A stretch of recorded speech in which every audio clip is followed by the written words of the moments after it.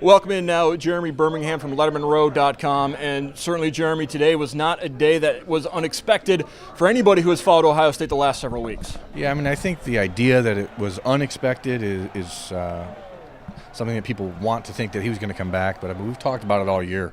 The odds-on favorite was that he was going to step away based on just overall how he felt health-wise, what the Buckeyes have been dealing with off the field, the on-the-field ups and downs, and again, as Urban Meyer said today in the press conference, this was about being able to leave at the right time when the program actually is in a good spot.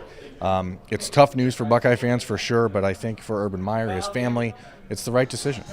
And certainly we learned quite a bit about this entire process. The fact that this really almost started a year and a half ago, 2017, after the Penn State victory, he really started to worry about his health. I think one of the interesting things we heard from Urban today was every day he'd go into work, and he admitted this wasn't a healthy perspective, that he feared letting down Archie Griffin. He feared letting down Buckeye Nation. And I think this decision was partially based on the fact that he just was afraid that he wouldn't be able to sustain the success and keep his health at an appropriate level. Yeah, and to do that, if he would have continued to stick around and do this for another 2 years, then you risk losing someone like Ryan Day, who they believe at Ohio State and have believed since he was hired was the natural fit to be the next head coach here. So it was an opportunity to cement the future and to preserve Urban Meyer's health and his family's future by making this decision today. And I know it wasn't easy. I know that Urban joked about going back and forth, and but this has been something he's been thinking about for a while now, and it's the reason that he left Florida when he did. There's a lot of history here, but